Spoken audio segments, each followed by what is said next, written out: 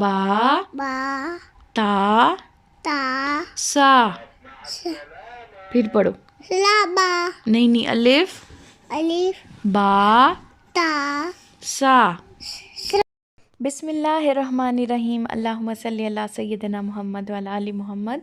अस्सलाम वालेकुम viewers, welcome back to my channel. Hopefully आप सब लोग खैरियत से होंगे, ठीक ठाक होंगे, खुश होंगे, आबाद होंगे। मेरी दुआएं हैं कि अल्लाह ताला आप लोगों को हमेशा खुश और आबाद रखे। तो करते हैं जी आज का व्लॉग शुरू।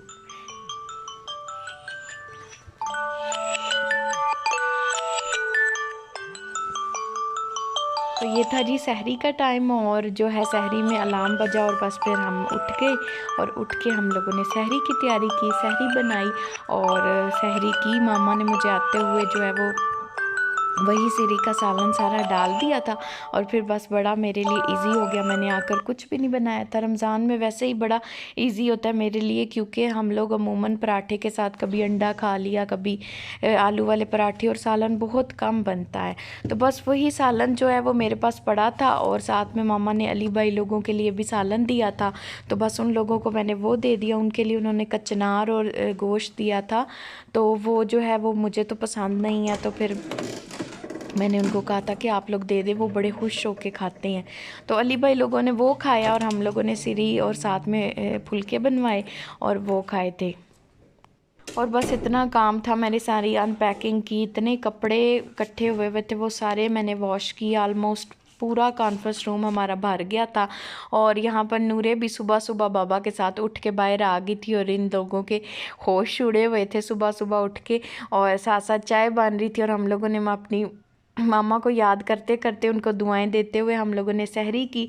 और मेरे हस्बैंड भी उनके लिए बड़ी दुआएं कर रहे थे कि इतना अच्छा टाइम गुजरा और हम लोगों ने इतना एंटरटेन किया शुरू के रमज़ान। क्योंकि पिछले साल और उससे पहले रमज़ान में भी, पिछले साल तो एक भी रोज़ा मैंने गुजरात में नहीं स्पेंड किया था, और उससे पहले आलमोस्ट हम लोग 29वें रोज़े को गए थे और एक रात बस अफ्तारी की थी। तो इस दफ़ा बड़े अरसे के बाद हम लोगों ने इतना मज़ेदार किस्म का वहाँ पर सारा हमारा ट्रिप रहा, और हम लोग बड़े खुश थे। बस उसके बाद फिर हमने चाय पी, और बस चाय देखिए इतना इम्पोर्टेंट पार्ट है ना हम लोगों को। बस एक चाय की जो है ना वो वैल्यू हम लोगों को ही पता है, या उसको पता है जो चाय पीता है। तो बस फिर उसके बाद सहरी बंद हो गए, सहरी का टाइम ख़त्म हो गया था, अजान शुरू हो गई थी। हम लोगों ने फिर नमाज़ पढ़ी, और फिर संडे था।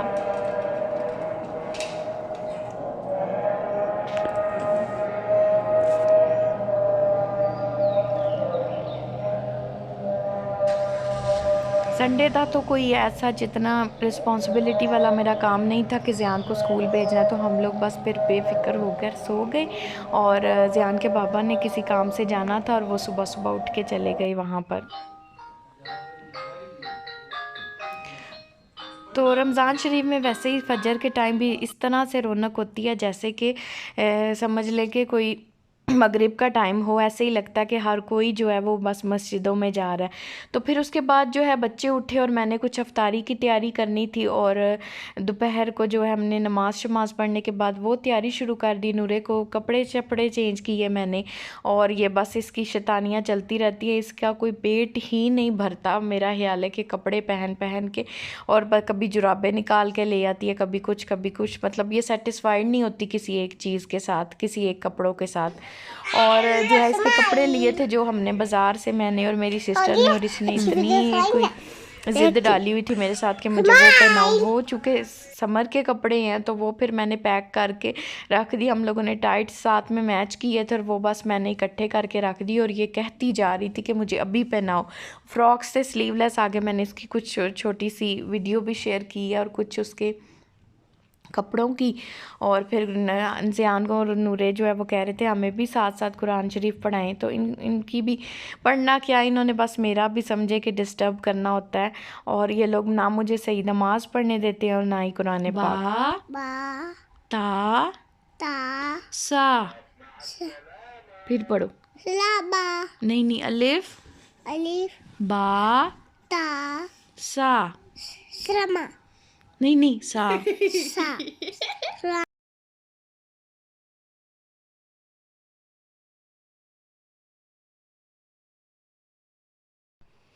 तो बस गला जो है वो मेरा अभी भी ठीक नहीं है, और रोज़े की वजह से ना बंदा कोई दवाई ले सकता है, और वो बस इसी तरह से चलता रहा। साथ साथ मैं किचन में आ गई थी और मैंने फ्रूट चाट की तैयारी की, और साथ साथ दही बड़े बनाने थे वो।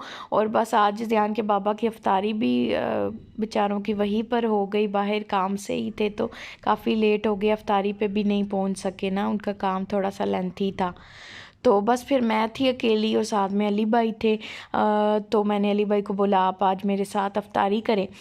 तो जो है हम लोगों ने दोनों ने मिलकर अफ्तारी की, और बस मैं बना रही थी फ्रूट चाट, और साथ में दही भल्ले बनाए थे, और थोड़े थोड़े से वो कुछ स्नैक्स टाइप मैंने आलू बना के रखे थे, उनको फ्राई करना था। वो इंशाल्लाह वीडियो हो रही थी बहुत लंबी, वो कल के व्लॉग में आपके साथ शेयर करूँगी कि वो क्या था, और कुछ अफ्तार का दस्तरखान भी इंशाल्लाह कल के व्लॉग में आपके साथ शेयर करूँगी। और इसमें मैंने डाले थे कुछ मेवे और अनार, और बस फ्रूट्स में क्या है आजकल बस केले और सेब और स्ट्रॉबेरी है। स्ट्रॉबेरी नहीं थी तो बस फिर इसी तरह से ये दो चीज़ों की मैंने फ्रूट चाट थोड़ी सी बना ली, क्योंकि बच्चे तो खाते नहीं हैं, तो फिर ये है कि ज़रा न्यूट्रिशन हो जाती है रोज़े में ये भी। और थोड़े से मैंने वाइट चने भी ऐड किए थे, और जो है साथ ही मैंने उसी पॉट में जो है अपने दही बड़े जो है मैंने सुबह से फुल्कियाँ भिगो के रख दी थी, वो हो गई थी अच्छे से सोख, और साथ दही भल्ले भी दो मैंने भिगो के रख दिए थे, और चने मेरे ख़त्म हो गए थे।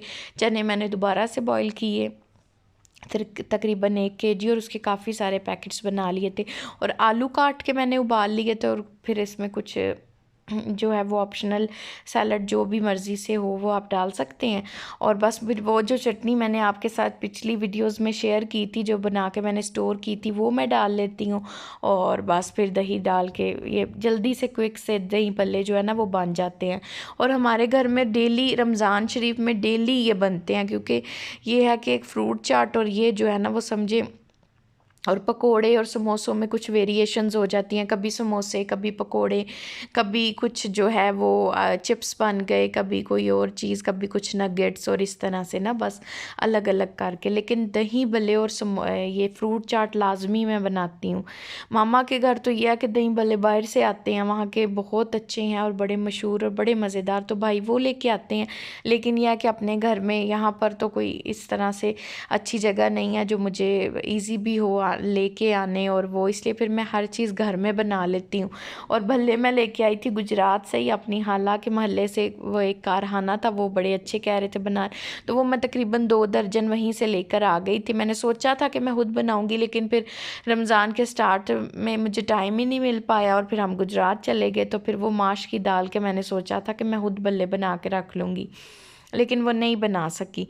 तो बस ये व्यूवर्स, अगर आप चैनल पर नए हैं तो चैनल को सब्सक्राइब भी कीजिएगा, और बेल बटन को ज़रूर प्रेस करें ताकि आपको नोटिफिकेशंस नहीं मिलते रहें। तो रमज़ान शरीफ में थोड़ी सी रूटीन डिफरेंट है, क्योंकि सबके लिए ही जो है वो थोड़ा सा मुश्किल हो जाएगा। तो 6:30 की बजाय मैंने सोचा कि 7 बजे जो है वो अपनी वीडियो अपलोड करूँ, ताकि लोग नमाज़ पढ़कर मगरिब की थोड़ा सा फ्री हो जाएंगे, तो उस टाइम आपके लिए देखना थोड़ा सा कन्वीनियंट होगा। तो फिर से मेरी तरफ से बहुत बहुत शुक्रिया इन लोगों को जो इतने रमज़ान के इतने प्रीशियस टाइम में और इतनी हेक्टिक रूटीन्स में भी मेरा व्लॉग डेली देख रहे हैं। मैं उनकी तहे दिल से बहुत शुक्रगुजार हूँ। जज़ाकल्लाह, अल्लाह ताला आप लोगों को जज़ाए खैर दे, और आप लोगों की सपोर्ट और आप लोगों का टाइम मेरे लिए बहुत ज़्यादा अहमियत रखता है। तो ये था जो वो मैंने पकोड़ा मसाला अपनी तरफ से रेडी करके रखा था, ये भी बड़ा इजी हो गया। बस ये मैं 2 चम्मच ऑलमोस्ट डालती हूँ, और इसमें नमक मिर्च ऑलरेडी मैंने पिछले व्लॉग्स में आपको रमज़ान प्रेपरेशंस में शेयर किया था। तो बस फिर फटाफट से आलू जो है तकरीबन विदन हाफ एन आवर में हर चीज़ जो है मेरी रेडी हो जाती है, क्योंकि सारी तैयारियाँ शुरू में करके रखी हुई हैं मैंने, चटनियाँ वगैरह ये वो सारा कुछ। तो बाकी है कि आलू के मैंने स्लाइसेस बनाकर इसको इस तरह से एक दस्तरखान डाल के मैंने उसके अंदर रख दिया था, ताकि ये अच्छे से ड्राई हो जाएंगे, और फिर ये बहुत इजी बनेंगे। तकरीबन 20-25 मिनट मैं इसको इसी तरह से छोड़ दूंगी, आप टिश्यू पेपर में भी छोड़ सकते हैं। तो फिर जो चने मेरे बॉयल हो गए थे, इनके मैं छोटे छोटे से पैकेट्स बना लूँगी अपनी फैमिली के मुताबिक। ऑलमोस्ट हाफ कप से भी थोड़े से कम ही हैं, क्योंकि हम लोग 2 ही तो लोग हैं। तो बस ये है कि फिर ये मेरे लिए तकरीबन 14-15 पैकेट्स मेरे बन गए थे, और 6 रोज़े ऑलमोस्ट अल्हम्दुलिल्लाह गुज़र चुके हैं। और फिर ये होगा कि काफ़ी दिन जो है, और फिर बीच में कभी कभी ये होता है कि कभी कभी रमज़ान में जब मैं कोई बिरयानी पुलाव या इस तरह की चीज़ें बनाऊँ तो फिर हम लोग चाट फ्रूट चाट कुछ भी नहीं बनाते, फिर वो सिर्फ़ चावल ही होते हैं या फिर कभी किसी बाहर भी अफ्तारी हो सकती है, तो इसलिए आलमोस्ट ये मेरे पूरे रमज़ान के लिए इनफ होंगे।